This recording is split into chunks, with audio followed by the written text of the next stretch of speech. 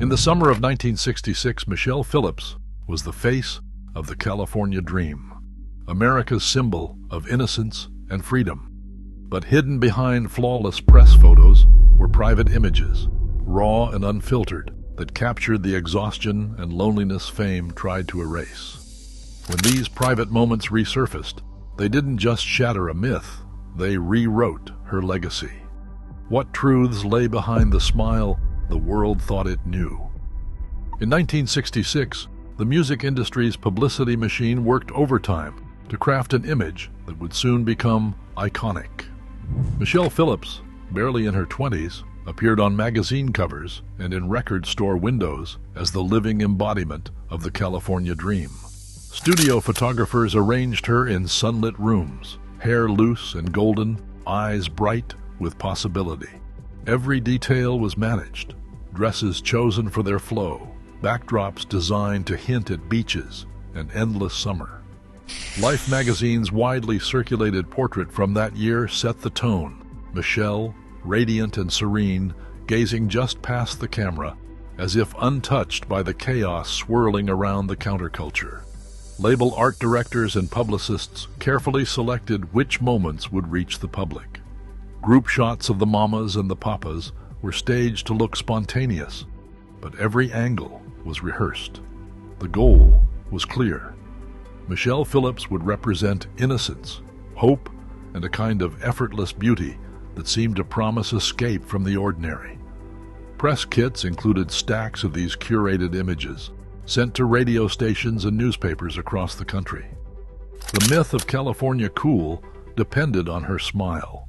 What the world saw was a fantasy, one that sold millions of records and filled concert halls. The real Michelle, with all her contradictions and private struggles, stayed hidden behind the gloss. As the 1960s rolled on, these carefully chosen photos became the foundation of a legend, setting the stage for the revelations that would come when the cameras stopped posing and started capturing the truth. Inside the recording studio, a different kind of portrait took shape, away from the bright lights and stage smiles. John Phillips, always nearby with his camera, began capturing moments that never made it to the album covers. In the cramped control rooms of 1966 and 1967, Michelle sat slumped on a folding chair, eyes rimmed with fatigue, her hair pulled back hastily. The air was thick with cigarette smoke and the hum of reel-to-reel tape. Studio logs from the Deliver sessions quietly noted the long hours, sometimes stretching past midnight, and the tension that simmered between takes. John's camera caught Michelle in the background, half asleep as engineers argued over a mix, or staring into space while John and Cass Elliot worked through harmonies. Handwritten notes from those sessions, later found among John's belongings, mention Michelle, distant tonight, and tired not speaking. In some frames, she's curled up in the corner of the couch, headphones slipping from her head, the weight of the moment pressing down. The images show not the golden girl of magazine spreads, but a young woman worn down by the endless cycle of performance, travel, and personal upheaval. Behind the glass, John's lens caught glimpses of private sorrow, a furrowed brow, a hand pressed to her temple, the haunted look that sometimes flickered when she thought no one was watching. These photographs, taken in the quiet between takes, reveal a side of Michelle that the public never saw, vulnerable, isolated, and struggling to hold on to herself amid the noise. The myth of effortless beauty, so carefully constructed outside, dissolved under the harsh studio lights. Here, the camera told a different story, one that would remain hidden until the boundaries between private and public began to blur.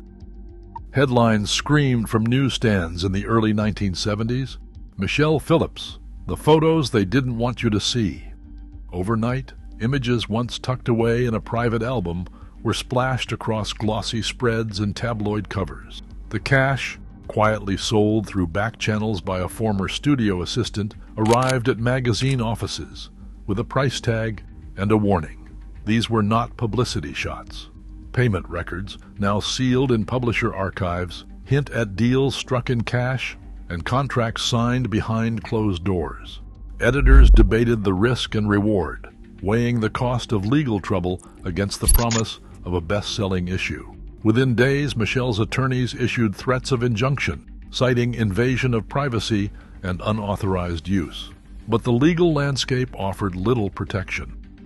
At the time, gaps in right of publicity laws left celebrities exposed, especially women whose images were considered fair game by a hungry press. Magazine lawyers, anticipating a challenge, budgeted for a legal review but pressed on, convinced that the photos qualified as cultural commentary rather than personal violation. Critics rushed to frame the debate. Art, argued one editor, shouldn't be censored by personal discomfort. A legal scholar countered in a rival column, calling it a betrayal, a theft of narrative control.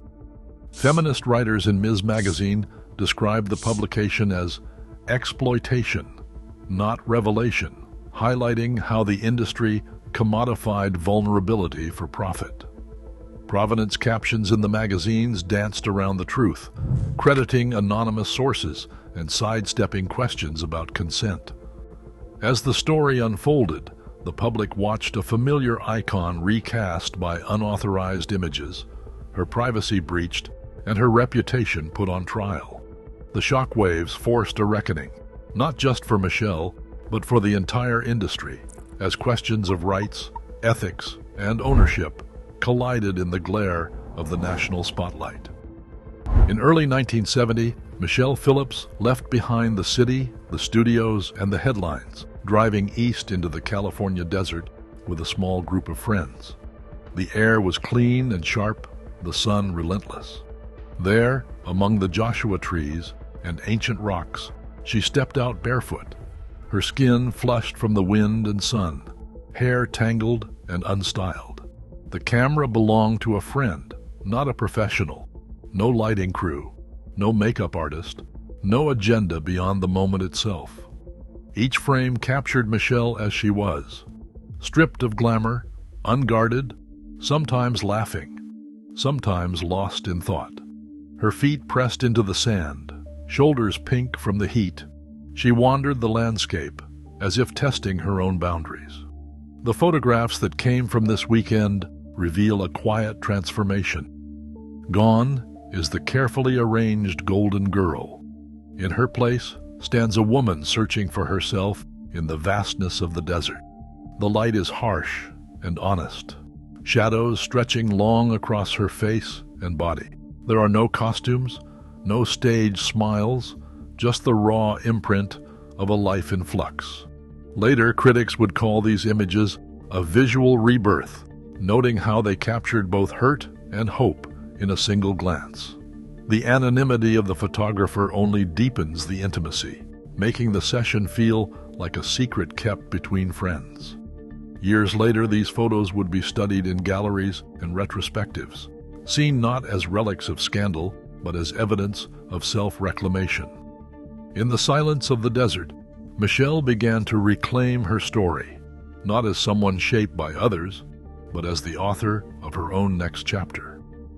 Michelle Phillips stepped onto a new stage in 1973, leaving behind the sunlit myth of the California dream for the hard-edged glare of Hollywood. Publicists for her first major film, Dillinger, issued strict instructions.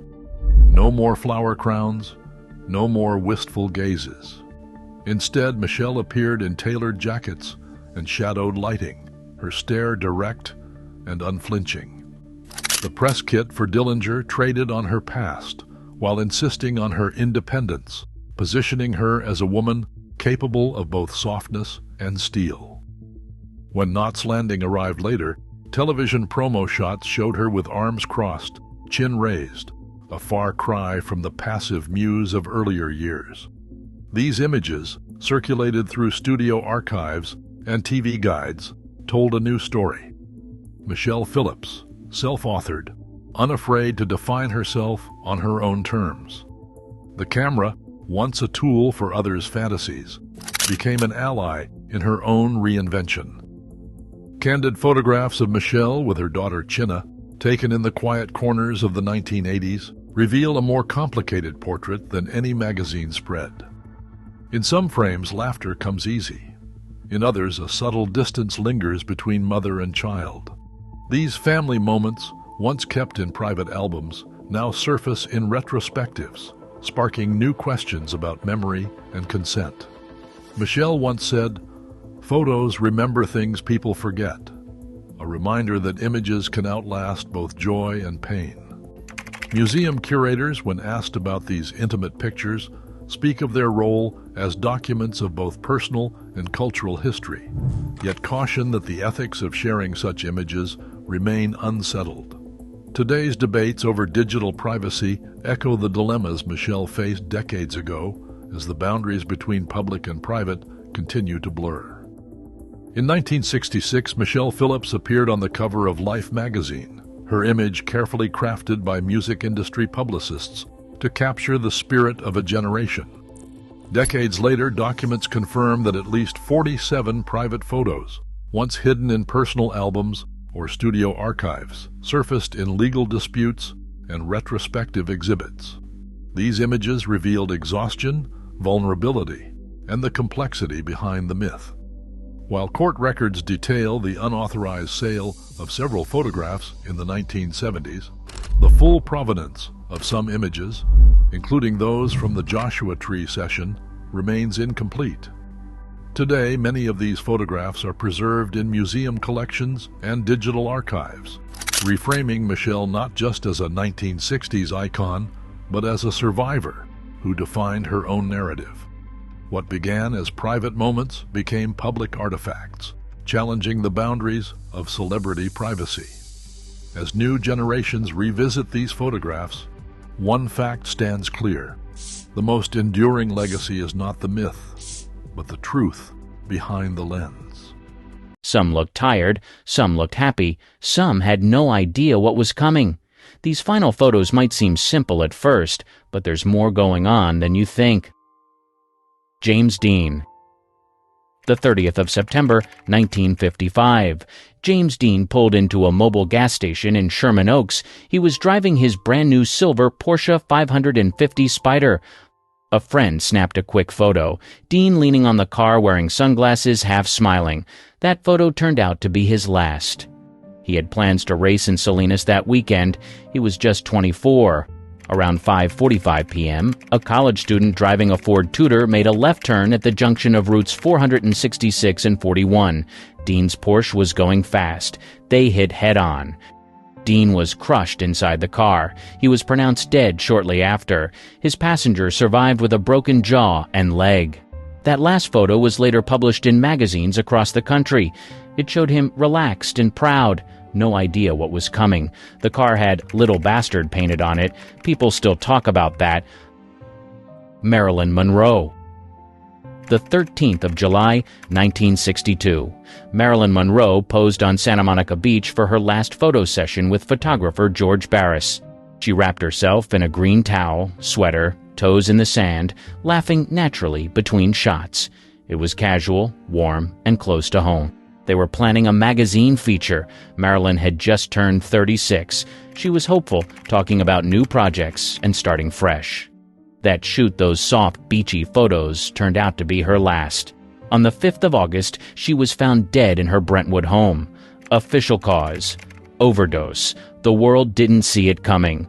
Or maybe it did and just didn't want to believe it.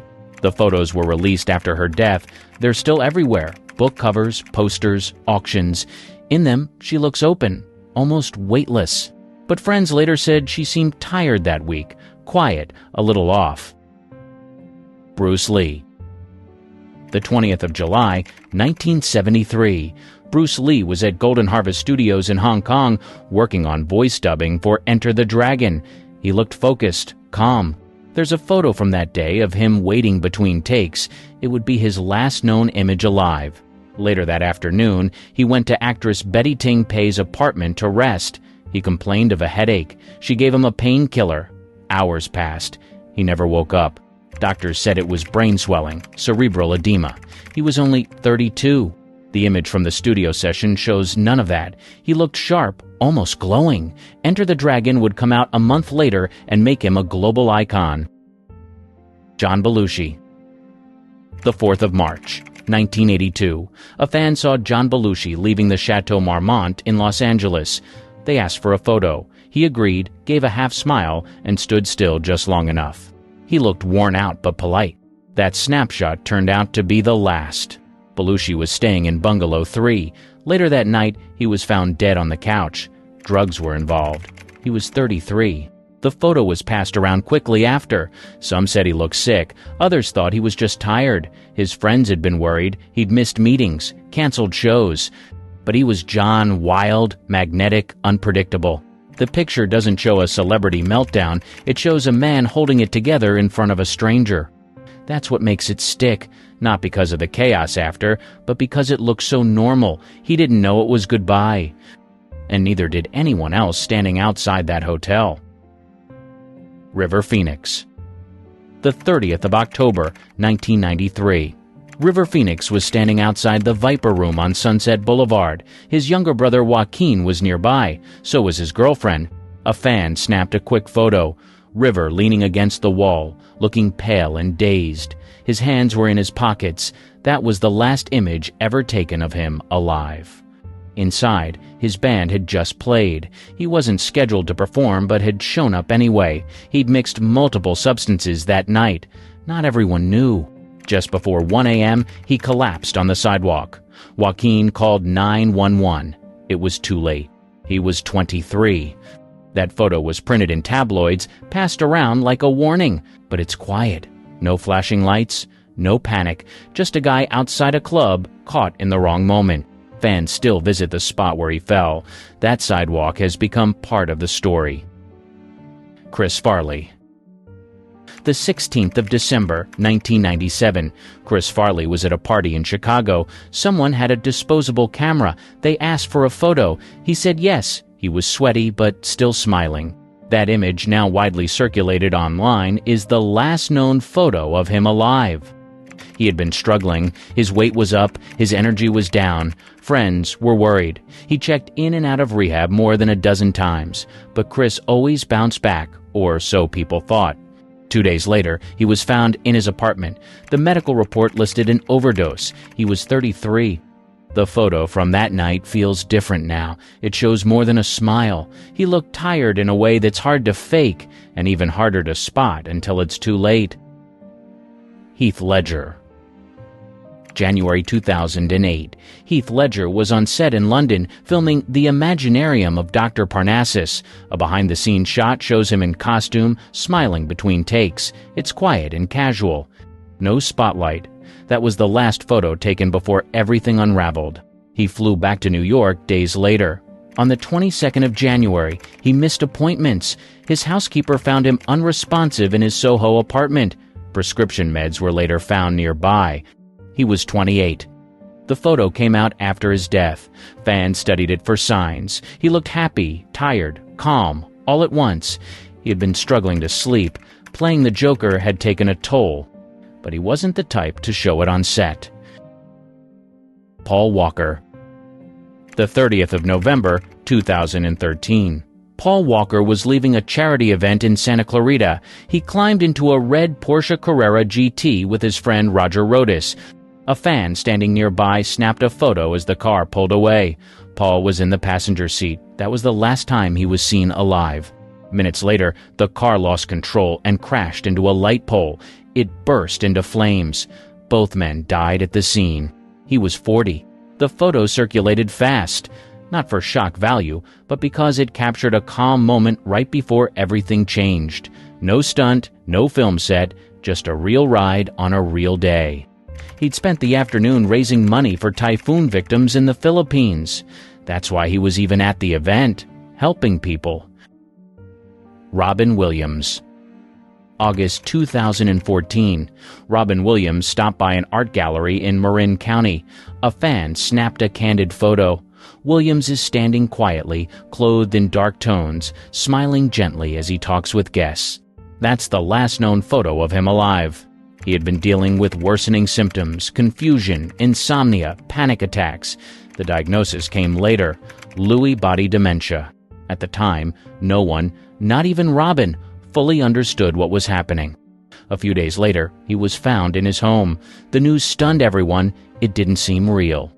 The gallery photo shows none of the pain. He's wearing cargo shorts, a dark shirt, and that familiar, gentle smile. People said he seemed a little withdrawn, but still polite, still him. It's not a celebrity moment. It's a regular afternoon. That's what makes it harder to process. The man who made millions laugh was right there, walking through town, holding something he didn't let anyone else see. Betty White. The 20th of December, 2021. Betty White's assistant took a photo of her sitting by the window at home. She was wearing a pastel green sweater, smiling softly. The plan was to post it for her upcoming 100th birthday. Instead, it became her last public photo. She passed away 11 days later, peacefully in her sleep. The photo wasn't flashy. It didn't need to be. At 99, Betty still had that calm, playful energy people loved her for. The lighting was natural. Her hair was done. Her smile was warm but subtle, like she knew something you didn't. Fans flooded social media with it when the news broke. It didn't look like an ending. That's what made it powerful. No big farewell. Just Betty being Betty kind, present, and quietly ready. She didn't get to hit 100, but that photo felt like the milestone. It captured exactly who she was, right up to the end. Phillips Seymour Hoffman. The 1st of February, 2014. Phillips Seymour Hoffman was photographed walking home in Manhattan. He was carrying grocery bags, head down, layered in a winter coat. The image is grainy but clear. He looked tired. That was the last photo ever taken of him. The next morning, he missed a planned visit with his kids. His partner grew concerned. He was later found in his apartment. The cause of death was a drug overdose. He was 46. Friends said he'd been trying to stay clean. He had recently relapsed after years of sobriety, but he kept working, kept showing up. That day, he was just out running errands. And no one knew it was the last time anyone would see him. Leonard Nimoy. The 19th of February, 2015.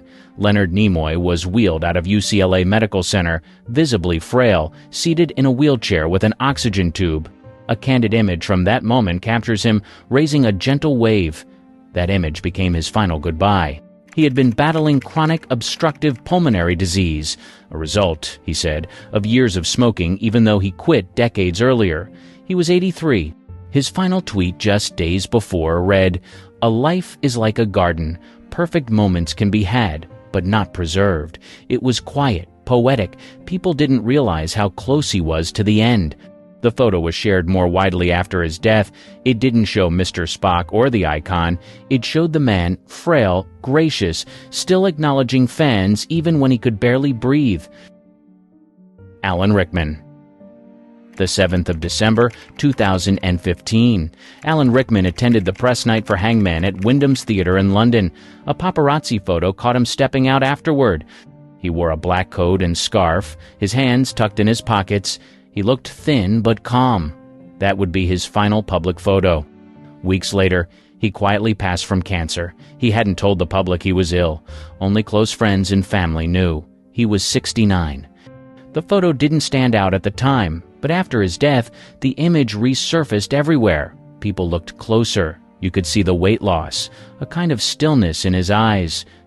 There was no red carpet, no forced smile, just a quiet exit into the night.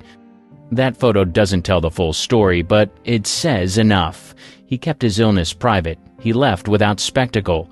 And somehow, even in that last picture, he still looked in control.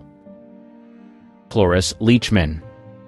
The 11th of November, 2016. Cloris Leachman attended the Comedian premiere at AFI Fest in Hollywood.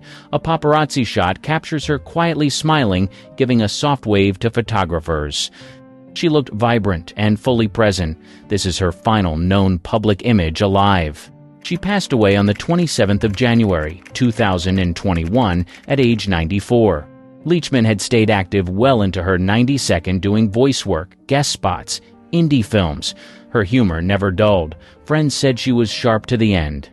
The red carpet photos didn't draw much attention at the time. She wasn't there for press, just to support a film. But when she passed, those photos reappeared. People noticed how bright she still looked. Still camera-ready, still fully herself. There was no farewell tour. She went out quietly, without ceremony. That last photo didn't capture the end of a career. It showed a performer who never stopped showing up. Even at 94, she made it look effortless. Carrie Fisher.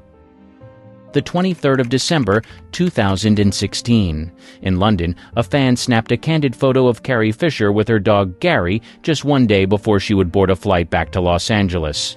She wore sunglasses, held her leash, and paused in the terminal, smiling and appearing engaged with the fan. That was the last known photo of her alive. During the flight, she went into cardiac arrest. She never regained consciousness. She was 60. Carrie had just wrapped a book tour and appeared at fan events overseas. People noticed she seemed exhausted, maybe overworked, but no one expected what came next. Fans saw it as pure Carrie, unfiltered, sharp, still showing up for people. Even when she didn't feel 100%, she didn't shut down. Chadwick Boseman. August 2020, Chadwick Boseman was photographed outside a medical building in Santa Monica. A fan took the photo. He was wearing a hoodie, sunglasses, and a face mask. His frame looked alarmingly thin. That would be his final public image. He had been battling colon cancer privately for 4 years. Only a few people knew. Just weeks later, he died at home, surrounded by family. He was 43. The photo confused fans at first. Rumors started. Some thought he was preparing for a role. Others thought he was sick. He never confirmed either. He stayed silent. After the news broke, that image resurfaced everywhere. What stood out wasn't just the weight loss, it was the dignity. No one would have known he was suffering unless they looked closely. He kept going. He filmed multiple movies during treatment. He didn't want pity. That final photo didn't show weakness. It showed focus. And now, it's the one people can't forget. Angela Lansbury. The 16th of October, 2021, Angela Lansbury turned 96. Her family took a photo to mark the day, wearing a soft sweater, smiling gently. It wasn't meant for the public, but after she passed, it was shared on fan pages. That photo became her last. She died nearly a year later, on the 11th of October, 2022, peacefully in her sleep. Angela had already stepped out of the spotlight. That birthday photo didn't go viral at first. It wasn't polished or posed, but it felt real. She looked exactly how fans wanted to remember her, graceful, calm, still warm behind the eyes. There wasn't a grand farewell, no dramatic last performance, just a quiet home photo that ended up doing more than any headline. It captured the part of her career people forget the part that wasn't on camera. Bob Saget. The 8th of January, 2022. After a stand-up set in Orlando, Bob Saget posed for a selfie with the hotel valet outside the Ritz-Carlton. He smiled wide, arm around the young employee. He looked relaxed. That photo was taken just after midnight, his last known image. The next day, he missed checkout. Staff found him in bed. The cause was a head injury from what appeared to be a fall. He was 65. Saget had posted on Instagram just hours earlier, thanking the crowd for a great show. He said he was loving every minute. No signs of anything wrong. The selfie with the valet was posted after his death. It spread fast, not for shock, but because it felt like Bob. Friendly, approachable, happy to make someone's night. There were no signs of pain in the photo, no clues. Just a moment with a stranger, one of countless small acts he did without thinking twice. That's the version fans chose to remember. Ray Liotta. May 2022. Ray Liotta was seen enjoying quiet, happy moments in the Dominican Republic in his final months. A New York Post report shared behind-the-scenes photos and social media snapshots showing him smiling, holding hands with his fiancée, and sharing casual time with cast and crew. He looked peaceful and engaged, clearly present on set. He died in his sleep on May 26, 2022, at the age of 67, while filming Dangerous Waters, according to local authorities.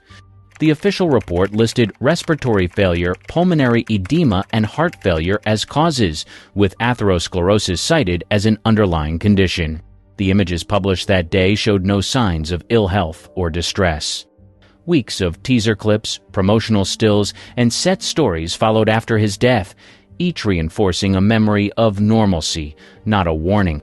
He died with work unfinished, but life fully lived.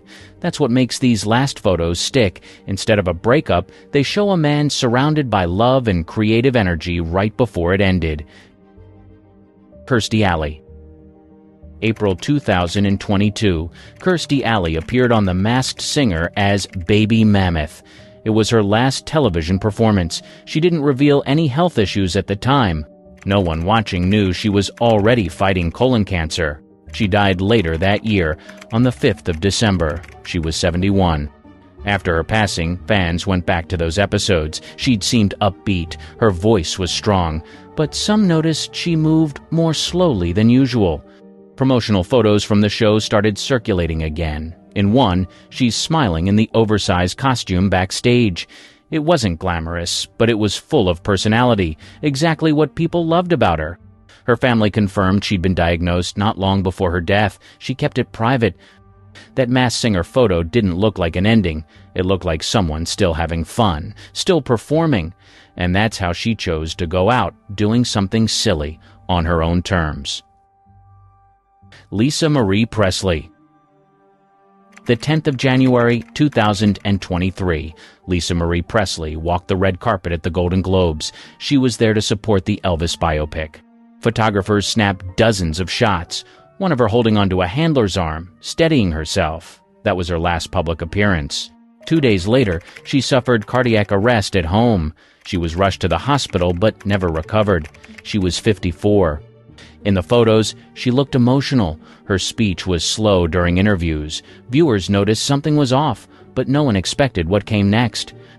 After her death, her daughter Riley Keough shared a private picture from just days earlier. A quiet dinner photo, mother and daughter sitting side by side. That image wasn't staged, it was just them.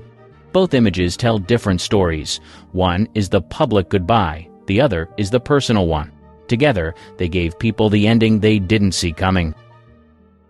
Treat Williams. The 12th of June, 2023. Treat Williams posted a photo on Instagram showing his Vermont property, fresh hay, blue sky, his tractor in the corner. The caption said, "Hay day." He looked proud. That was the last photo he ever posted. Later that day, while riding his motorcycle, he collided with an SUV. He was taken to the hospital but didn't survive. He was 71. He had been a steady presence in film and television for decades, never chasing headlines, just doing the work. His last post wasn't about a premiere or a shoot. It was about his land, his routine, his joy. Fans returned to the photo after the news broke. It felt simple, but perfect. He died the same day he shared that image. That's what stuck with people. Matthew Perry. The 23rd of October, 2023. Matthew Perry shared a photo on Instagram. He was in a jacuzzi, headphones on, relaxed in the water. The caption read, "Oh, so warm water swirling around makes you feel good. I'm Mattman." It was playful, strange, and pure Perry. 5 days later, on the 28th of October, he was found dead in a hot tub at his Los Angeles home. He was 54. The image became instantly iconic, shared across every platform. It wasn't flashy, just dark water, soft light, and silence. No one knew what he was really going through. He had recently talked about recovery, even hinted at a return to acting, but friends said he was isolating again. The post didn't seem like a farewell until it did. Fans debated the meaning. Some saw peace, others saw loneliness, but everyone agreed it was haunting. And now it's the image that won't fade. Matthew Perry, floating in silence, signing off as Mattman. A stack of forgotten photographs, a Hollywood icon, and a connection no one saw coming. What if the key to Judy Holliday's rise to fame wasn't just talent, but something hidden in these images? Could this explain what really happened to her career? From aspiring writer to performer. She didn't plan on becoming a Hollywood star. Born Judith Tuvim in 1921, she wanted to be a writer. She loved books, ideas, and clever wordplay. But performing, that wasn't the goal. At least, not at first. After high school, she took a job as a switchboard operator at the Mercury Theater, the company co-founded by Orson Welles. It wasn't glamorous, but it put her close to the theater world. Before long, she found her own stage. In 1938, Holliday teamed up with Betty Comden and Adolph Green to form the Reviewers, a musical comedy group. Their sharp, witty acts made fun of politics, pop culture, and the entertainment industry itself. They became a hit at the Village Vanguard, a famous nightclub in New York. Sometimes their friend Leonard Bernstein, who would later compose West Side Story, played piano for their sets. Holliday had a special spark. She played the dumb blonde role, but her delivery was so smart that audiences caught on. She wasn't just funny, she was brilliant. Their success grew, and in 1944, Hollywood called. 20th Century Fox invited the Reviewers to appear in Greenwich Village, a Technicolor musical. It seemed like their big break. They packed up and moved to Los Angeles, ready for their moment on the silver screen. Then, nothing. Their scene got cut from the final film. No one in Hollywood seemed interested. The industry didn't know what to do with a comedy trio that didn't fit the usual mold. So they went back to New York. For Comden and Green, that was fine. They went on to write legendary musicals like Singin' in the Rain. But for Holliday, something had changed. The failure in Hollywood didn't discourage her. It made her pivot. She started taking solo theater roles, proving she was more than just a sketch comedian. Broadway brilliance and industry interest. By the mid-1940s, Judy Holliday was done playing small roles. She wanted something bigger, something that proved she wasn't just a side act. In 1946, she got it. She was cast in a Broadway play called Born Yesterday, and everything changed.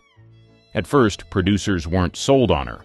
The play's director, Garson Kanin, had to fight to cast her as Billy Dawn, a ditzy showgirl caught in a web of political corruption. But once Holliday stepped on stage, any doubts disappeared. She stole every scene with her razor-sharp comedic timing and made Billy more than just a joke. She made her real, charming, and surprisingly clever. Audiences loved it. Born Yesterday was a hit, running for over 3 years. Critics raved about Holliday, calling her the best new comedic actress on Broadway. But Hollywood wasn't convinced. Columbia Pictures owned the rights to the film adaptation of Born Yesterday, but studio head Harry Cohn didn't think Holliday had star power.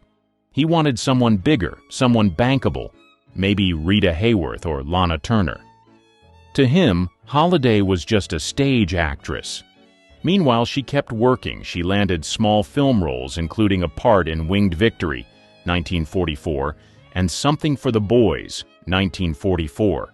Nothing major, but enough to keep her in the game. Then, in 1949, she got an unexpected chance to prove herself. Director George Cukor cast her in Adam's Rib, starring Katharine Hepburn and Spencer Tracy.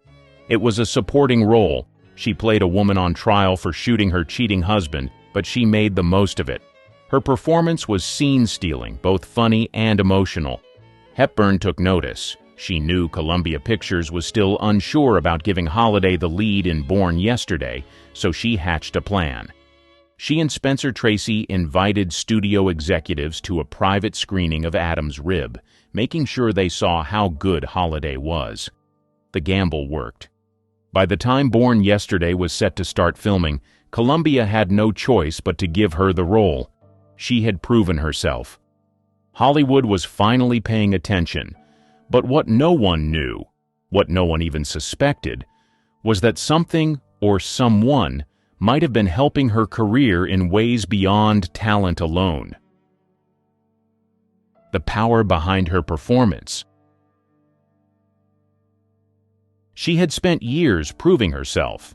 Now she had the role that could make her a star, Billy Dawn in Born Yesterday, but winning the part was just the beginning. The real test was making Hollywood believe she was more than a stage actress. Filming began in 1950, directed by George Cukor. Holliday was up against big expectations. Harry Cohn, the head of Columbia Pictures, had fought against casting her, and the studio wasn't convinced she could carry a movie. But from the moment she appeared on screen, she proved them wrong. Her performance was electric. She played Billy as funny, naive, and sharp all at once. Audiences didn't just laugh at her, they rooted for her. The film became a hit, and suddenly Judy Holliday was everywhere. Then came the Oscars. Holliday was nominated for Best Actress, going up against Hollywood royalty, Bette Davis in All About Eve and Gloria Swanson in Sunset Boulevard. Both were powerhouse performances, and almost everyone assumed one of them would win. But when the envelope was opened, it was Judy Holliday's name that was called. Her win shocked Hollywood, a newcomer beating two of the most respected actresses in the industry. Some thought it was a fluke, a moment of surprise voting. But others speculated, was there something happening behind the scenes? In the years that followed, whispers spread. Some believed that a powerful, unseen figure had helped push Holliday's career forward. Certain industry insiders had gone out of their way to support her, and her sudden rise felt, to some, like more than just luck. Theories ranged from influential producers to political figures who wanted Holliday in the spotlight. But there was no proof, at least not yet. McCarthyism and the unusual intervention. The Red Scare was in full swing, and the government was hunting for supposed communist influence in the entertainment industry. In 1950, Holliday's name appeared in Red Channels, a report that accused actors, writers, and directors of communist ties. The accusations weren't based on hard evidence, just vague associations. But that didn't matter. Being listed could end a career. Studios blacklisted dozens of stars, and many never recovered. In 1952, Holliday was called to testify before the Senate Internal Security Subcommittee. It was a dangerous moment. Other actors had seen their reputations ruined just by appearing before the committee. If she answered wrong, she could lose everything. But something unusual happened. Unlike other stars who were grilled harshly, Holliday's questioning was light. She played into her public image, using her dumb blonde persona to make herself seem harmless. She answered vaguely, gave nervous laughs, and avoided strong political statements. It worked. The committee didn't push further, and she walked away without serious consequences. Unlike many others in Hollywood, she wasn't blacklisted. Many assumed she had simply outwitted them. But behind closed doors, there were rumors that someone had intervened on her behalf. Some believed a high-ranking figure had quietly worked to protect her, ensuring she wasn't targeted like other stars. But who? And why? No clear answers surfaced, but one thing was certain. Judy Holliday had escaped a scandal that had ruined careers overnight. Still, the damage wasn't entirely avoided. Studios grew wary. She lost film opportunities. And while she was still working, something had changed. The industry's enthusiasm for her had cooled. The hidden meetings. By 1953, Judy Holliday's career had slowed, but she was still a respected name in Hollywood. She had survived the Red Scare with her reputation intact, something many of her peers couldn't say. But then, something unusual is said to surface. Photographs that hinted at a connection no one had ever discussed. Rumors said these weren't the typical publicity shots or stage studio photos. They were private, candidate, and they showed Holliday in close settings with a man who held significant power in Hollywood. The images captured private meetings, behind closed doors at studio lots, quiet conversations at upscale restaurants, and interactions that didn't match her known public relationships. The photos didn't make headlines at the time. They weren't widely published. But within certain circles, they raised questions. Holiday had fought to prove herself in the industry, but had she also been quietly supported in ways the public never knew? What made it stranger was that this mystery figure wasn't just another Hollywood producer or executive.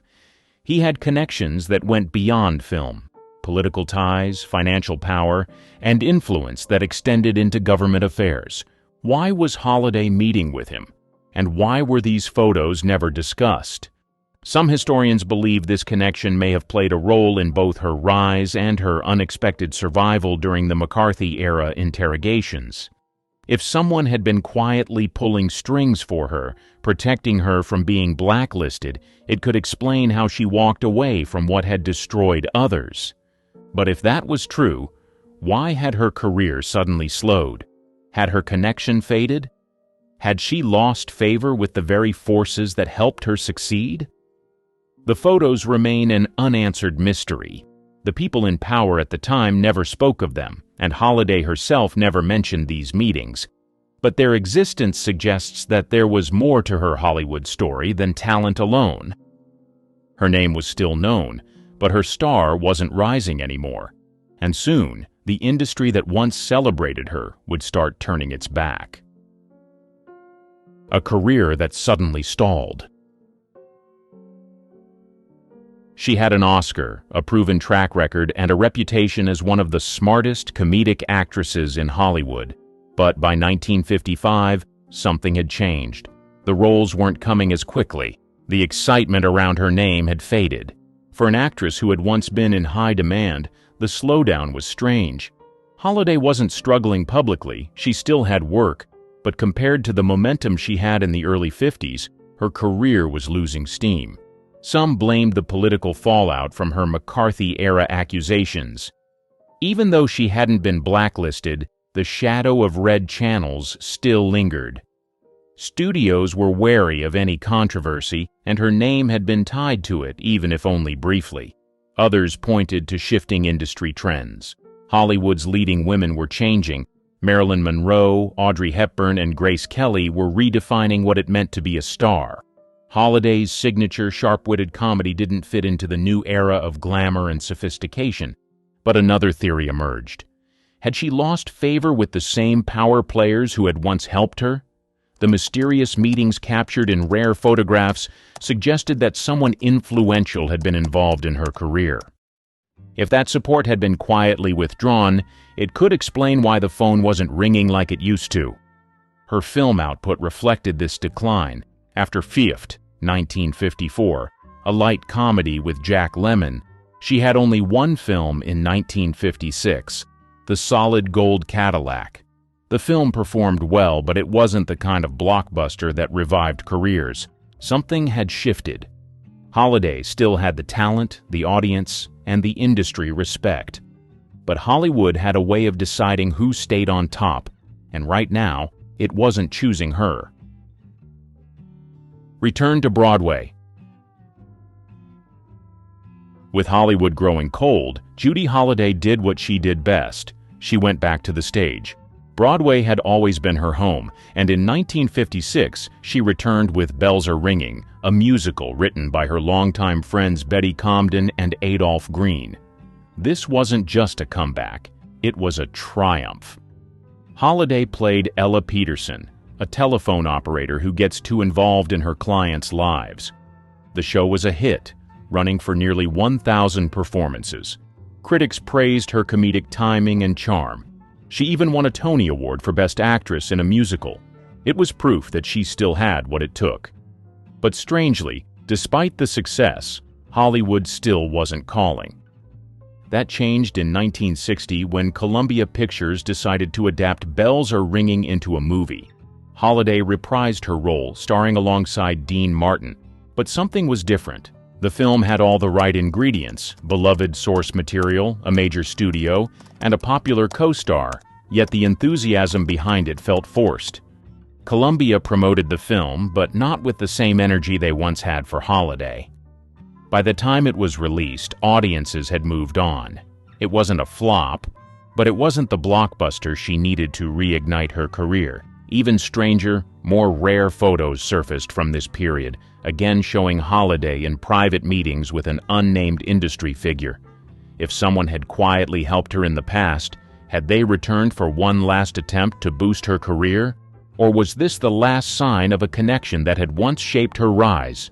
After Bells Are Ringing, she didn't sign on for another film. Whether by choice or by Hollywood's quiet rejection, her time on the big screen was over. Broadway had saved her career once, but now something else was threatening to take it away, something she couldn't outwit or outmaneuver. Behind the laughter and applause, Holiday was fighting a battle that no unseen influence could protect her from. A name fading from Hollywood. After Bells Are Ringing, 1960, she didn't make another movie. Studios weren't offering roles, and she wasn't chasing them. Whether it was her decision or Hollywood's, one thing was clear. Her time as a leading lady had passed. She still had Broadway, but even that was slipping away. In 1961, she was set to star in Hot Spot, a new musical. But behind the scenes, she wasn't the same. She was exhausted, struggling with memory issues and having trouble keeping up with rehearsals. Something was wrong. Doctors diagnosed her with breast cancer. She kept it private, only telling those closest to her. She underwent surgery and treatment, but by 1963, the cancer had returned. The once unstoppable performer was now facing a battle she couldn't outthink or outmaneuver. Her health declined quickly, and so did her public presence. She stopped taking roles, stopped appearing at events, and before long, the industry had moved on. The woman who had once been everywhere, on Broadway, in Hollywood, on magazine covers, was now slipping out of the public eye. But her name didn't disappear completely. Private collectors and film historians had started to take interest in her career. Those rare, unpublished photographs of her with powerful figures in private meetings began circulating again. People were asking questions. Had her rise been helped in ways no one knew? Had her sudden career stall been connected to losing that hidden support? No one had answers. The photos remained a mystery, and by the mid-1960s, so did Judy Holliday.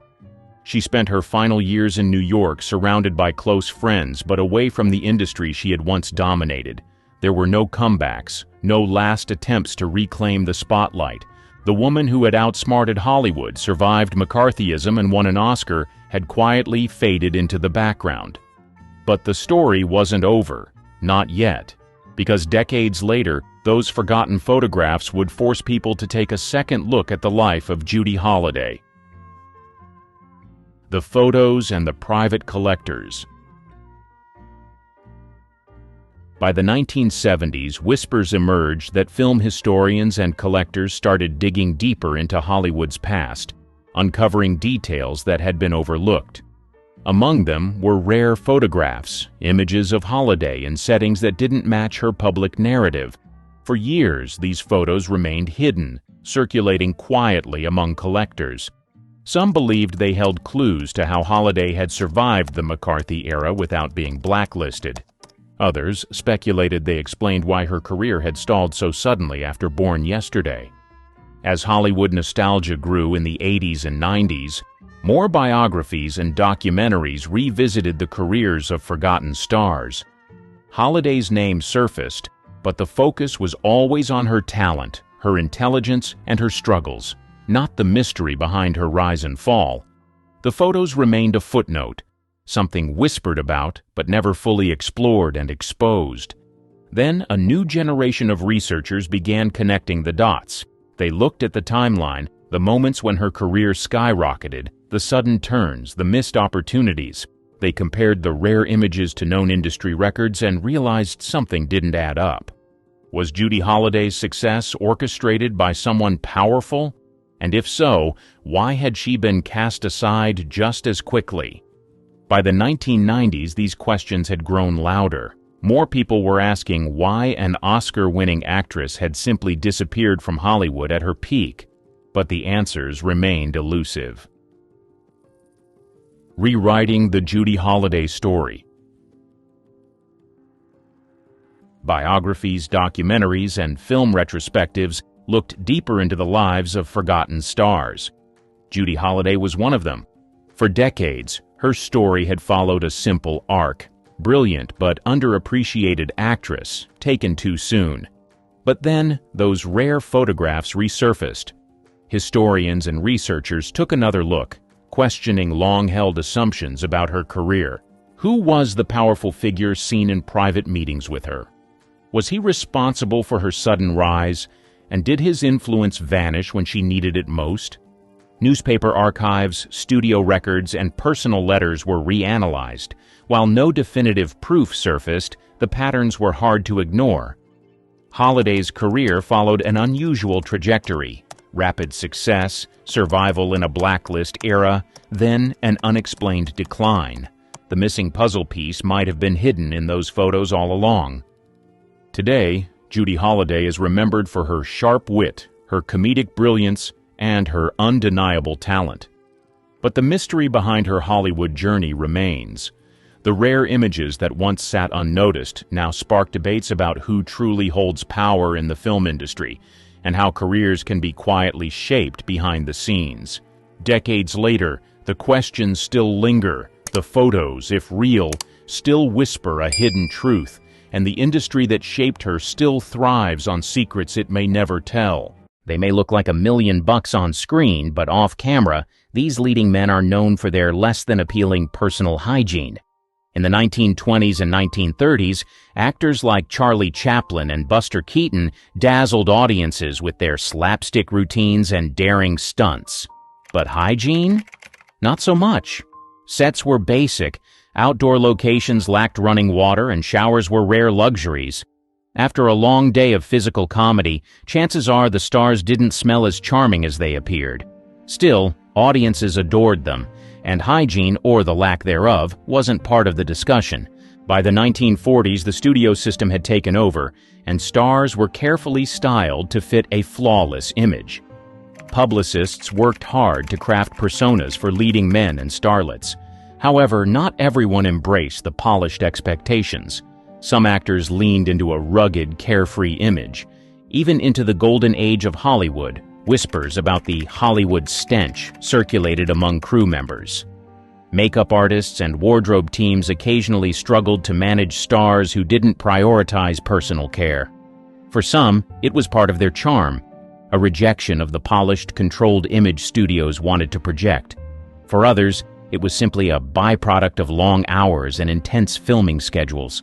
Marlon Brando is a name that stands tall in Hollywood history. Known for redefining acting with his groundbreaking performances, he brought a gritty realism to classics like A Streetcar Named Desire and The Godfather. But Brando wasn't just known for his craft. His hygiene, or lack of it, became an infamous part of his legend.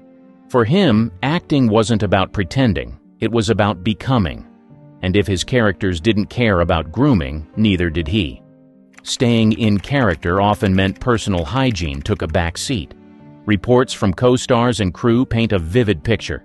Brando's body odor was so overpowering, people avoided lingering near him for too long. On the set of The Godfather, Brando's habits didn't go unnoticed. Crew members reportedly dreaded stepping into his trailer, where the smell was, let's say, unforgettable.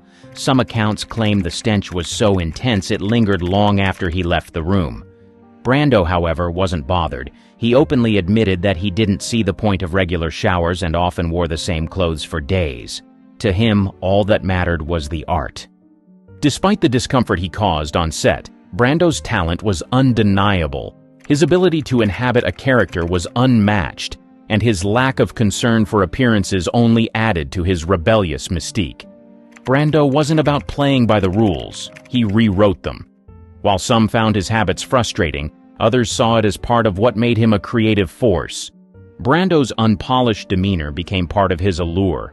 He wasn't trying to be perfect or polished, and that authenticity resonated with audiences. His raw talent and refusal to conform made him a symbol of the anti-Hollywood establishment. His refusal to play the Hollywood game, on or off the screen, only solidified his status as a true original. And speaking of actors who exuded rugged charisma while breaking the rules, Few captured the rebellious spirit of Hollywood quite like Steve McQueen. Known as the King of Cool, McQueen didn't just star in films like Bullitt and The Great Escape, he embodied them. His on-screen intensity and effortless charm drew audiences in, but his colleagues weren't always as enamored. Behind the scenes, McQueen was as famous for his untamed habits as he was for his box office success. It wasn't just his defiance of Hollywood norms that stood out, it was his unapologetic disregard for hygiene, which became an unspoken part of his tough guy mystique. McQueen was a rebel, both in life and in cleanliness. On set, he was known for skipping showers and wearing the same clothes for days. Sweaty, scruffy, and unapologetic, he carried his I do what I want energy everywhere, even if it made others keep their distance. Co-stars and crew often whispered about his strong body odor. Yet, many chalked it up to his rough-edged authenticity. During The Great Escape, McQueen's habits reportedly caused some challenges. His natural musk became a talking point among the crew, and director John Sturges wasn't thrilled about it. Some even joked that McQueen's scent should have gotten its own credit in the movie. The same was said during Bullitt, where McQueen's sweaty dedication to action scenes made him a legend, and a bit of a nose-plug necessity for those nearby. For McQueen, his carefree attitude wasn't a gimmick, it was who he was. He wasn't interested in playing the Hollywood game of perfection. He wanted to be real, and if that meant skipping a shower or two, so be it. His friends often described him as someone who lived on his own terms. If you didn't like it, that was your problem, not his. Despite the grumblings behind the scenes, McQueen's smelly reputation didn't tarnish his career. Instead, it became part of his rough-and-tumble charm. Fans loved him for his fearless authenticity, even if his co-stars didn't always love his, scent. McQueen's name as the ultimate action star remains untouched. His scruffy, sweaty image only made him more relatable, more magnetic, and yes, a little more human. Even if he wasn't the freshest-smelling guy on set, Steve McQueen was, and always will be, the king of cool. Fast forward to a new era of heartthrobs, and we find another actor who captured global attention with his mysterious charm, but for an entirely different audience. Robert Pattinson's transformation into the brooding vampire Edward Cullen in Twilight had fans swooning and filling theaters. His piercing gaze and enigmatic demeanor elevated him to instant stardom, cementing his place as the face of the franchise. During the Twilight era, Pattinson developed a reputation for being, let's say, low maintenance when it came to personal grooming. He openly admitted to rarely showering, often going days, sometimes weeks, without freshening up. "I don't like washing," he famously confessed, a comment that raised more than a few eyebrows. While his disheveled, devil-may-care attitude endeared him to some fans, it became a running joke on set. Crew members on the Twilight films didn't hold back, with several noting that Pattinson's body odor was, shall we say, memorable. His co-stars, including Kristen Stewart, made sly comments about his grooming habits in interviews. Some tried to laugh it off, framing his lack of hygiene as part of his quirky charm. Others were less charitable, suggesting that his resistance to basic cleanliness was a bit much, even for Hollywood's most rebellious leading man. Pattinson's reluctance to embrace showers wasn't limited to his personal life. He famously wore the same clothes repeatedly, often for days at a time. While many of his peers spent hours in hair and makeup, Pattinson seemed to delight in showing up as is, unapologetically unkempt. His attitude toward cleanliness was less about rebellion and more about sheer indifference. He simply didn't care, and somehow that only added to his mystique. Despite the chatter about his hygiene, Pattinson's career flourished. His raw talent and unconventional charm overshadowed any rumors about his scent. In fact, his scruffy, nonconformist vibe only made him more appealing to fans who saw him as refreshingly real compared to the hyper-polished stars surrounding him. Pattinson's rise to fame proved that Hollywood's obsession with perfection has its exceptions. Whether or not he smelled like a fresh meadow, his talent and charisma shone through. And let's be honest, in a world of picture-perfect vampires, it was nice to know that even Edward Cullen could be a little human after all. Switching from brooding vampires to endearingly awkward British charm, we come to Hugh Grant. Bursting onto the Hollywood scene in the 1990s, Grant became the quintessential leading man for romantic comedies like Four Weddings and A Funeral and Notting Hill. His boyish good looks and stammering wit made audiences fall head over heels, cementing him as one of the most beloved actors of the decade. Behind the polished, swoon-worthy on-screen persona was someone who took a much more casual approach to personal hygiene. Grant was famously laid back, and his grooming habits reflected that relaxed vibe. Reports from various sets suggest that his disheveled appearance wasn't always a costume. It was just Hugh being Hugh. Wrinkled clothes, messy hair, and a noticeable lack of freshening up were common features of his off-screen style. Crew members on films like 9 Months and Bridget Jones, The Edge of Reason often joked about his au naturel approach to cleanliness. One recurring quirk?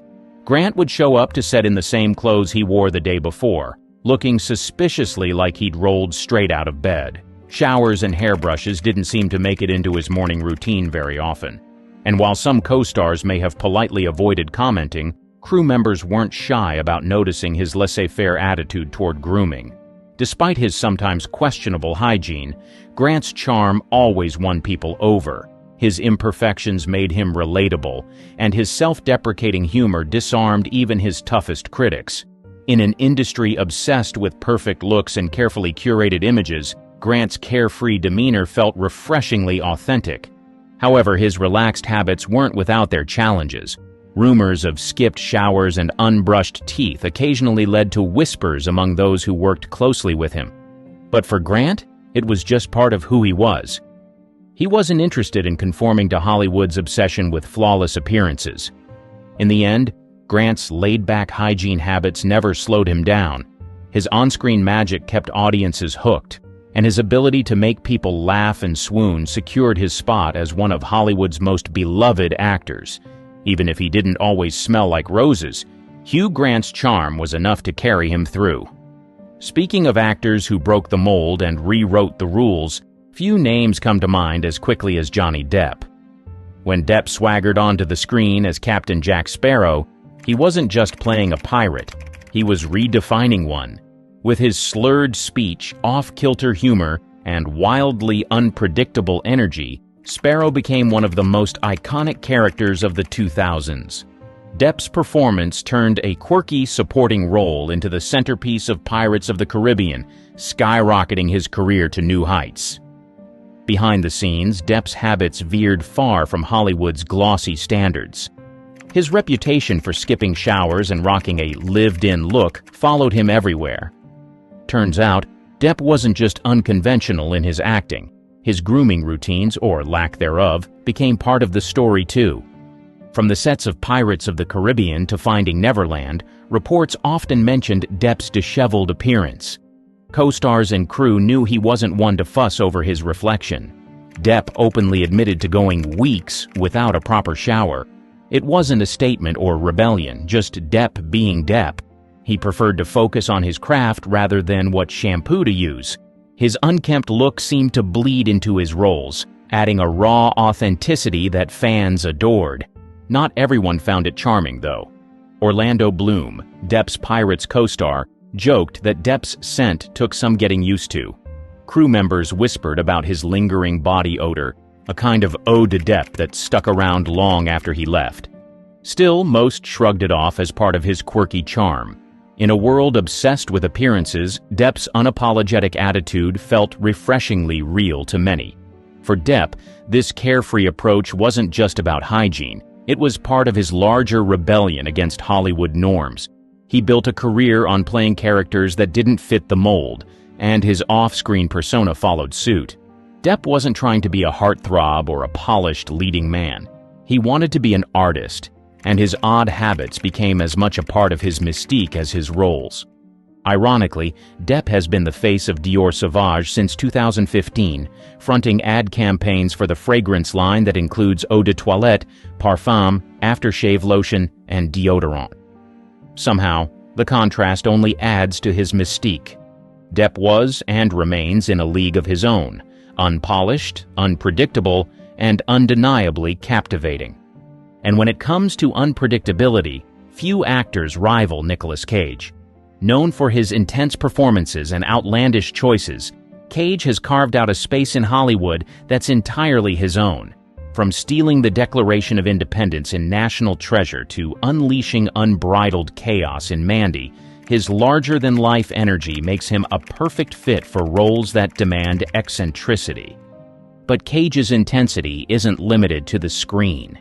It spills over into his personal life, including his grooming habits. Stories from film sets paint a picture of an actor who throws himself so fully into his roles that personal upkeep often takes a back seat. Whether it's skipping showers or embracing an unkempt aesthetic, Cage's offbeat approach to life has left co-stars and crew with memorable anecdotes about his, let's say, earthy presence. Cage himself has admitted that he cares more about his craft than his appearance. Grooming, he said, simply isn't a priority when he's diving into a role. His off-screen look often mirrored the chaos of his characters: rumpled clothes, unkempt hair, and a general air of dishevelment.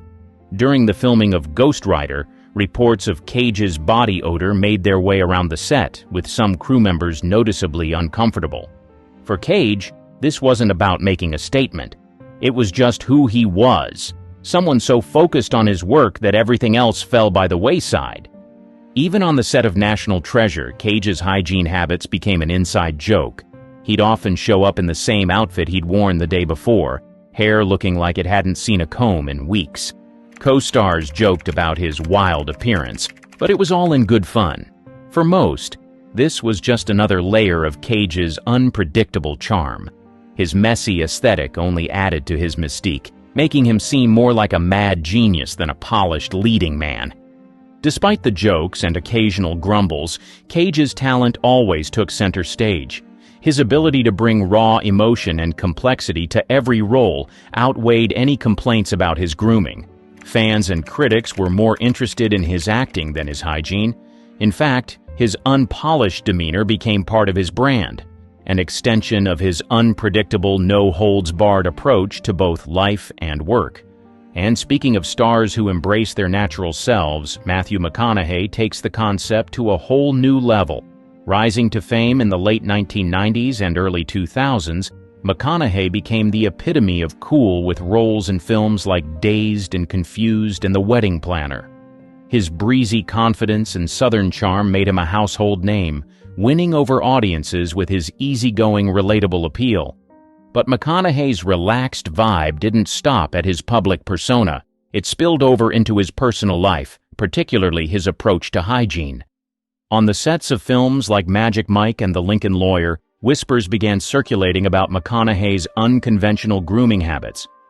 He openly admitted he didn't see the point of daily showers, preferring to embrace his body's natural scent. In interviews, McConaughey was unapologetic about his approach, often laughing off questions about his hygiene. "I smell like the beach," he quipped in one interview, as if his salty, sweaty aroma was all part of the package. Not everyone shared his enthusiasm for going natural. Co-stars occasionally commented on the challenges of working in close quarters with him during long filming days. One even hinted that McConaughey's natural musk made intimate scenes a little too memorable, but McConaughey brushed off the critiques, sticking to his laid-back, go-with-the-flow philosophy. To him, it was just another way of staying true to himself. Despite the occasional grumbles from those who had to endure his earthy aroma, McConaughey's career didn't miss a beat. His charisma and undeniable talent kept audiences hooked. Whether playing a smooth-talking lawyer or a dreamy rom-com lead, he continued to charm his way into fans' hearts. His relaxed, beachy persona only added to his appeal, solidifying his image as Hollywood's ultimate free spirit. In many ways, McConaughey's disregard for traditional grooming became part of his mystique. Fans saw him as the guy who didn't sweat the small stuff, literally. His unpolished approach to life set him apart in an industry obsessed with perfection, making him one of the most relatable and adored stars of his generation. For McConaughey, staying true to himself always came first, even if it meant skipping a shower or two. And while McConaughey leaned into his laid-back charm, Gerard Butler took ruggedness to a whole new level. Rising to international fame with his iconic role as King Leonidas in 300, Butler became synonymous with tough guy grit and fearless intensity. His chiseled physique and commanding presence on screen were a direct result of intense training regimens that pushed him to the limits. But all that sweat and determination didn't always lead to a post-workout shower. On the set of 300 and Olympus Has Fallen, Butler's dedication to physical training often came at a cost, mainly to those around him. After grueling workouts and hours of filming battle scenes, Butler was known for skipping showers. Crew members joked about his lingering body odor, but it became part of the raw and real vibe he brought to his roles. While some actors would freshen up after a tough day, Butler seemed unbothered. For him, staying focused on his work mattered more than smelling fresh. One story from 300 stands out. After an intense training session, Butler would head straight to set without bothering to clean up. His scent, described by some as noticeable, filled the room. Instead of being embarrassed, Butler owned it. He embraced his gritty, unpolished persona and seemed to enjoy the jokes at his expense. His attitude fit the Spartan warrior image he was portraying, rugged, raw, and unapologetically intense. Not everyone on set was thrilled, of course. Some co-stars found his habits hard to deal with, especially in close quarters. But for fans, these quirks only added to his appeal. Butler's rugged, no-nonsense image resonated with audiences, and his performances overshadowed any off-screen complaints. Interestingly, despite his rugged persona, Gerard Butler has admitted to being terrified of shaking hands. After walking the red carpet, he often makes a beeline for the nearest bathroom to wash up, worried about catching germs. Butler's rough-around-the-edges charm kept him landing major roles, solidifying his place as one of Hollywood's favorite action stars.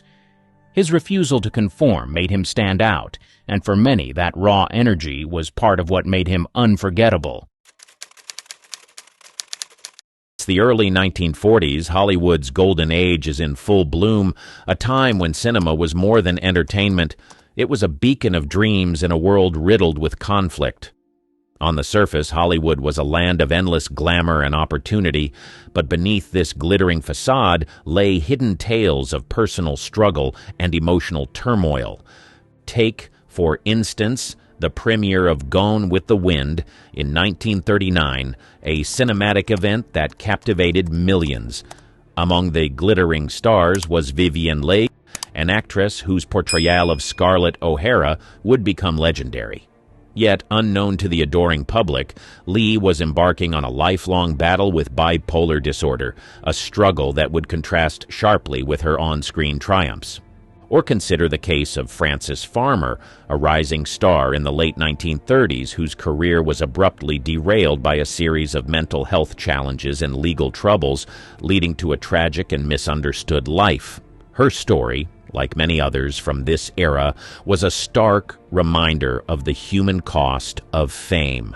These narratives, from Gene Tierney's unseen battles with mental health and personal loss to Rita Hayworth, who behind her glamorous image faced a tumultuous personal life, reveal a different side of Hollywood, a side where the bright lights of fame cast long, dark shadows of loneliness, depression, and misunderstanding. As we delve into these stories, we're not just revisiting the past glories of cinema, we're uncovering the hidden, often painful realities faced by some of its most iconic figures. This journey through Hollywood's history is not just about the stars we thought we knew, it's about revealing the untold stories that remind us that even in a world of make-believe, reality is never far away. What secrets do these stars hold, and what truths about fame and its costs can we learn from their lives? The answers lie in the untold, deeply human stories of Hollywood's most enigmatic figures.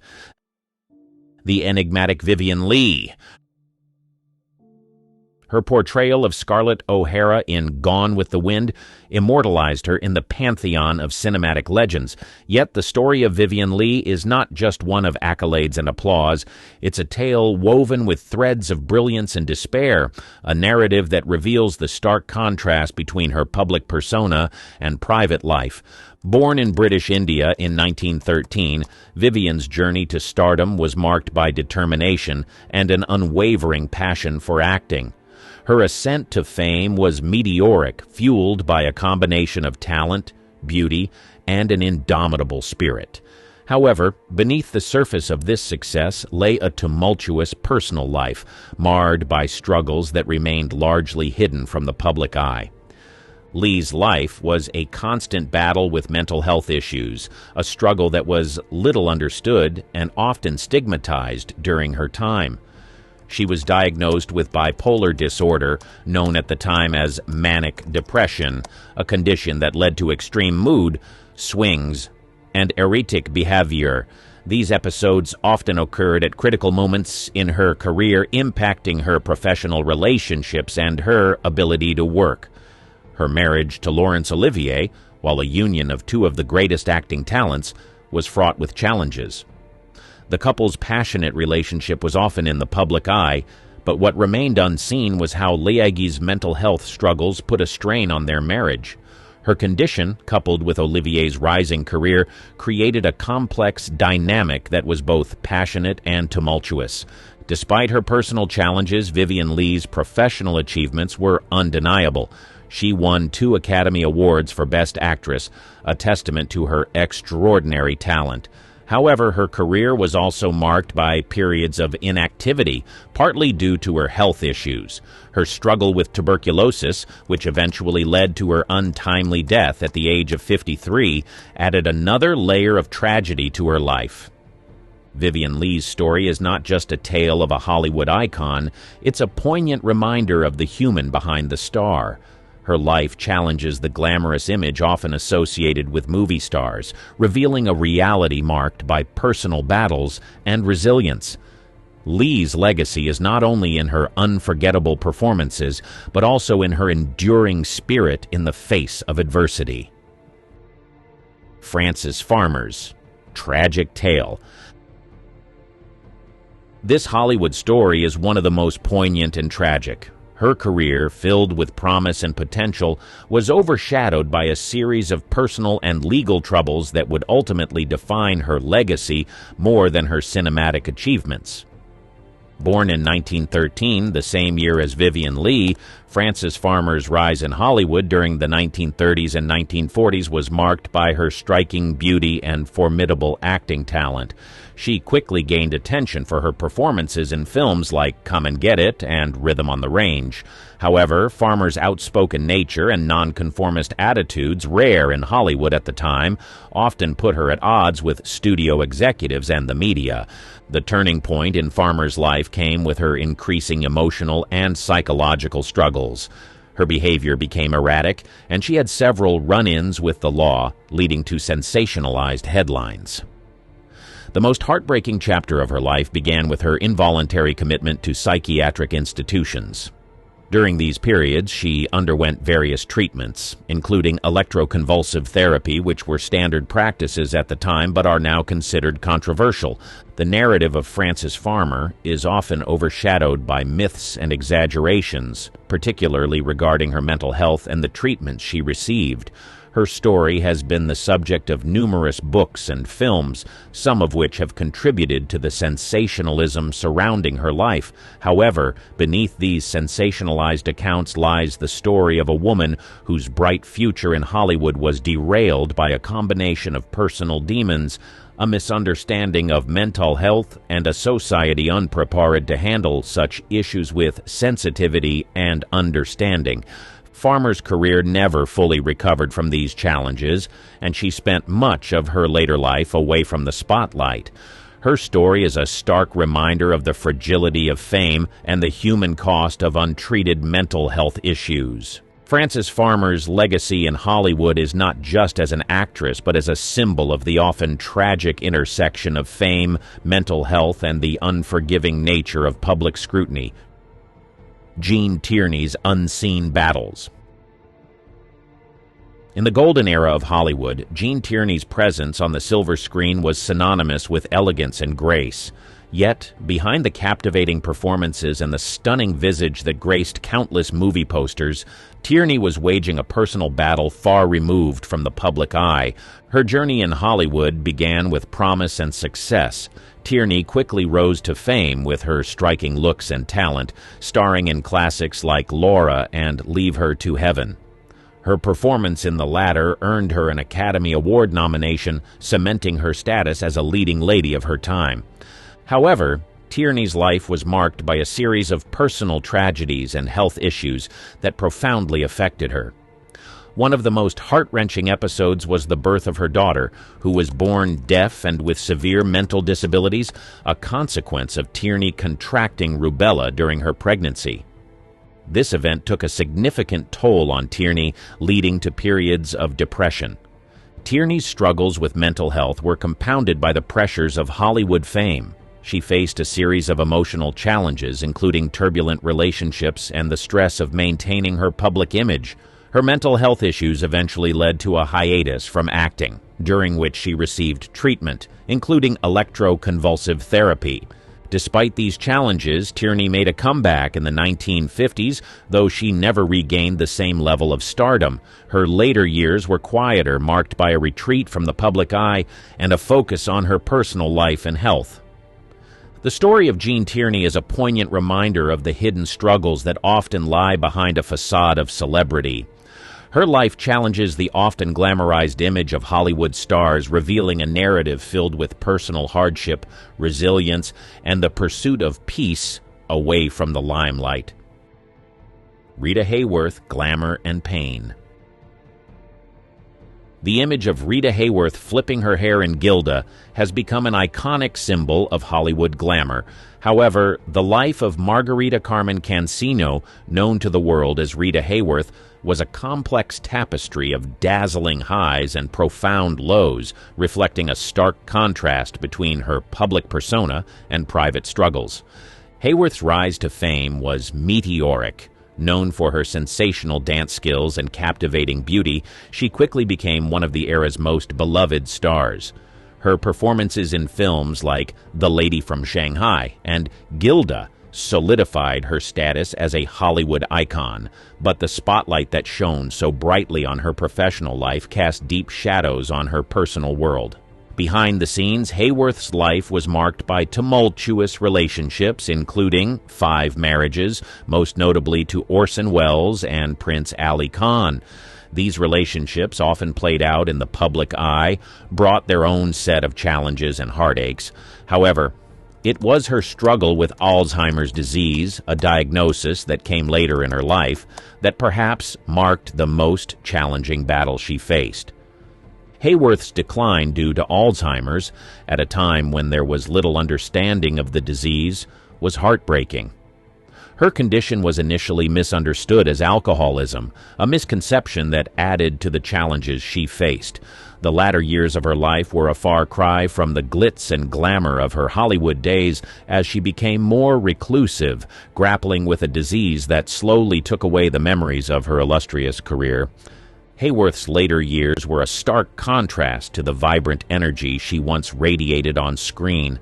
As Alzheimer's disease progressed, it gradually dimmed the memory of her once luminous career. The public, largely unaware of the nature of her illness, witnessed a beloved icon's retreat from the limelight, a retreat marked by confusion and misunderstanding. This period of her life, less documented and understood, stands as a silent chapter in the story of one of Hollywood's most celebrated figures. Montgomery Clift, a tormented genius. Often hailed as one of the original method actors in Hollywood, Montgomery brought an intensity and vulnerability to his roles that was unmatched in his time. His performances in films like A Place in the Sun and From Here to Eternity showcased a depth and sensitivity that set him apart from his contemporaries. However, the same sensitivity that made him a star also made him profoundly susceptible to the pressures of fame and the personal demons that haunted him. Born in 1920, Clift's upbringing was marked by a nomadic lifestyle, with his family frequently moving across Europe and the United States. This transient childhood, while enriching in many ways, also instilled in him a sense of detachment and loneliness, themes that would recur throughout his life and career. Clift's early foray into theater acting laid the foundation for his future success in Hollywood, where he quickly established himself as a leading man with a unique, introspective approach to his craft. Clift's career, however, was dramatically altered by a devastating car accident in 1956. The accident left his face partially paralyzed and marked a turning point in his life and career. He became increasingly dependent on alcohol and prescription drugs, a dependency that exacerbated his existing struggles with mental health. The accident not only changed his physical appearance, but also seemed to deepen the emotional turmoil he expressed in his performances. Despite his personal struggles, Clift continued to deliver powerful performances. His roles in post-accident films like Judgment at Nuremberg and The Misfits were testament to his enduring talent and his ability to channel his personal pain into his art. However, the toll of his accident, compounded by the pressures of his career and his unresolved personal issues, led to a gradual decline in his health. Clift's relationships, both romantic and platonic, were complex and often fraught with challenges. He was known for his close friendships with several of his co-stars, including Elizabeth Taylor, who became a lifelong friend and supporter. His romantic life, kept private and away from the public eye, was a source of speculation and intrigue. Clift, a deeply private individual, struggled with the invasive nature of fame and the often unforgiving scrutiny of the Hollywood spotlight. The final years of Clift's life were marked by a retreat from the public eye and a continuing battle with health issues. His death in 1966 at the age of 45 was a tragic end to a life and career that had shown such promise and brilliance. Barbara Payton's downfall. Her story in Hollywood is a cautionary tale of meteoric rise and precipitous fall, a narrative that starkly contrasts the initial promise of her career with its tragic end. Payton, who burst onto the Hollywood scene in the late 1940s, possessed the looks and talent that seemed to destine her for stardom. However, her life quickly spiraled into a series of personal crises and public scandals that overshadowed her professional achievements. Born in 1927 in Minnesota, Payton moved to Los Angeles in her early 20s. Her striking blonde beauty and charisma quickly caught the attention of film executives, leading to roles in films like Kiss Tomorrow Goodbye and Trapped. Her performance in these films showcased not just her physical allure, but a genuine acting talent. However, despite her promising start, Payton's career was soon derailed by a tumultuous personal life. Payton's life off-screen became fodder for the tabloids, marked by high-profile romances, including a tumultuous relationship with actor Tom Neal and her marriage to Franchot Tone, which was marred by violence and public altercations. These personal issues began to affect her professional life, leading to a decline in the quality and quantity of her roles. As her career faltered, Payton's personal struggles deepened. She battled with alcoholism and financial difficulties, which led to a series of arrests and public incidents that further tarnished her reputation. The film industry, which had once welcomed her, now turned its back, leaving her to grapple with her demons largely alone. The latter part of Payton's life was a far cry from her Hollywood beginnings. She faced poverty, struggled with addiction, and was largely forgotten by an industry that had once celebrated her. Her death in 1967 at the age of 39 was a tragic end to a life that had once held so much potential. Barbara Payton's story is a stark reminder of the ephemeral nature of fame and the destructive power of personal demons in the unforgiving world of Hollywood. Her journey from starlet to forgotten figure highlights the precarious balance between public image and personal reality in the life of a celebrity. Payton's life, marked by brief success and prolonged struggle, serves as a poignant example of the often harsh realities that lie behind the glamour of the silver screen. The complex life of Errol Flynn His name is synonymous with the swashbuckling heroes he portrayed on screen, a symbol of charisma, adventure, and romantic allure in Hollywood's golden age. However, Flynn's off-screen life was as complex and tumultuous as any plot in his films, marked by scandal, legal battles, and a lifestyle that both fascinated and shocked the public. Born in Tasmania in 1909, Flynn's early life was as adventurous as his film roles. He was known for his wanderlust, traveling to various parts of the world, including New Guinea, where he sought fortune and adventure. This restless spirit eventually led him to Hollywood, where he quickly rose to fame after his breakthrough role in Captain Blood, 1935. His portrayal of dashing and daring characters in films like The Adventures of Robin Hood, 1938, made him one of the most popular and highest-paid actors of his time. Flynn's public persona as a charming rogue was mirrored in his personal life. He was famous for his romantic escapades, marrying 3 times and being linked to numerous actresses and socialites. His lifestyle was characterized by lavish parties, excessive drinking, and a general disdain for convention. This behavior, while initially adding to his allure, eventually began to tarnish his image as the darker aspects of his life came to light. One of the most significant and damaging episodes in Flynn's life was the 1943 trial, where he was accused of statutory rape. Although he was acquitted, the trial was a media sensation, and the allegations left a lasting stain on his reputation. The phrase "in like Flynn" became synonymous with sexual conquest, further cementing his image as a womanizer, an image that Flynn himself seemed to embrace publicly, despite the personal and professional costs. Flynn's health began to deteriorate in the 1950s, exacerbated by years of heavy drinking and drug use. His once matinee idol looks faded, and his performances suffered, leading to fewer and less prestigious roles. Despite his declining health, Flynn continued to live a life marked by excess and controversy, including a much-publicized relationship with Beverly Adland, a teenager in his final years. Errol Flynn's death in 1959 at the age of 50 was seen by many as a tragic end to a life that had burned too brightly. His autobiography, My Wicked, Wicked Ways, published posthumously, offered a candid look at his life and career, filled with anecdotes that confirmed many of the rumors about his lifestyle. Veronica Lake's lost sparkle. With her trademark peekaboo hairstyle and sultry on-screen presence, Veronica Lake became an iconic figure of 1940s Hollywood. However, behind the glamorous image and successful career, Lake's life was a journey marked by dramatic rises and falls, reflecting the often harsh realities of stardom. Born as Constance Frances Marie Aukelman in 1922, Lake's early life was unsettled, with frequent moves and a troubled family background.